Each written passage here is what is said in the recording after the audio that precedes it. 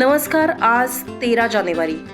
आजच्या दिवशी भारतात आणि देश विदेशात अनेक महत्त्वाच्या घडामोडी घडल्यात आणि त्यांची नोंद इतिहासात घेतली गेली आहे. चला तर मग जाणून घेऊया आजचा अर्थात 13 जानेवारीचा इतिहास. शीख साम्राज्य आणि ब्रिटिश ईस्ट इंडिया कंपनी यांच्यातल्या दुसऱ्या अँग्लो शीख युद्धादरम्यान 13 जानेवारी 1849 रोजी चिलियनवाला इथली लढाई सुरू झाली.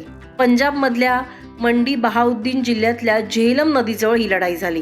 मंडी बहाउद्दीन हा जिल्हा आता उत्तर पंजाब पाकिस्तानमध्ये आहे. त्यावेळी 14,000 सैनिक असलेल्या इंग्रजी सैन्याचं नेतृत्व लेफ्टनंट जनरल सर ह्यू गफ करत होते, तर शीख सैन्याचं नेतृत्व शेरसिंग अटारीवाला यांच्याकडे होतं.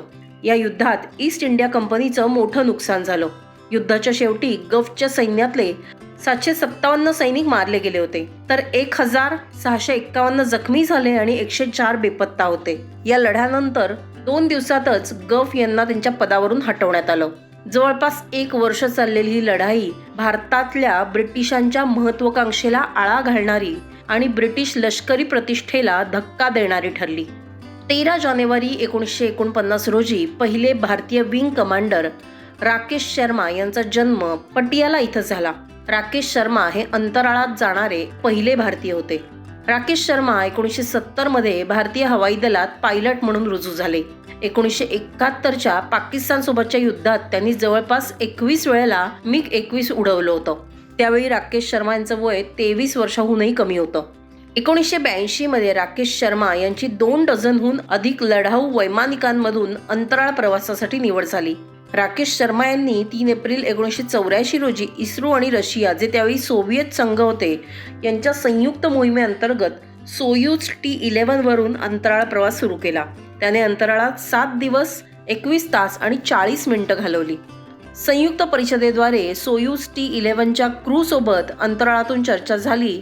त्यावेळी तत्कालीन पंतप्रधान इंदिरा गांधी यांनी राकेश शर्मांना विचारलं होतं की अंतराळातून भारत कसा दिसतो. तेव्हा त्यांनी हिंदीत उत्तर दिलं होतं, सारे जहां से अच्छा. राकेश शर्मा हे हिरो ऑफ द सोव्हिएत युनियनचा पुरस्कार मिळवणारे पहिले भारतीय आहेत. यासोबतच त्यांना अशोक चक्रानेही सन्मानित करण्यात आलंय. 13 जानेवारी 1911 रोजी प्रसिद्ध हिंदी कवी शमशेर बहादूर सिंग यांचा जन्म डेहराडून इथं झाला. चुका भी हू नहीं साठीचा साहित्य अकादमीचा पुरस्कार मिळवलेले कवी शमशेर सिंग आपल्या कवितेमध्ये प्रतिमांच्या माध्यमातून आपले विचार मांडायचे. आई आणि पत्नी अकाली गमावल्याचं दुःख त्यांच्या कवितांमधून नेहमीच दिसायचं.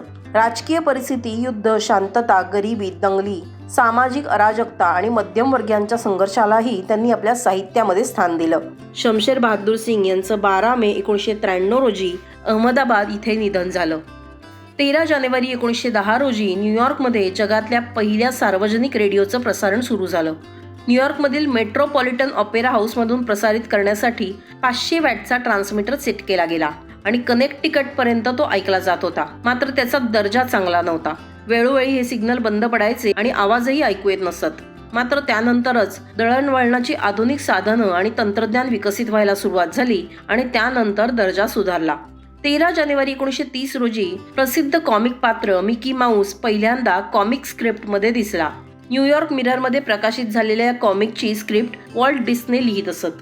हळूहळू मिकी माऊसचे पात्र खूप प्रसिद्ध झालं आणि पुढच्या काही महिन्यात हे कॉमिक 24 देशातल्या जवळपास 40 वृत्तपत्रांमध्ये प्रकाशित होऊ लागलं. वॉल्ट डिस्नेला 1932 मध्ये मिकी माऊससाठी ऑस्कर देखील मिळाला होता. गमतीची गोष्ट म्हणजे माऊस कॅरेक्टर म्हणजे मिकी माऊस तयार करणारा हा वॉल्ट डिस्ने स्वतः मात्र उंदरांना घाबरत असे. मात्र त्याला उंदरांच्या हालचाली बघायला आवडायचं. मिकी माऊस हे इतकं प्रसिद्ध पात्र होतं की दुसऱ्या महायुद्धात काही देशांच्या सैन्याच्या गुप्तचर अधिकाऱ्यांनी मिकी माऊस हे नाव पासवर्ड म्हणून वापरलं होतं.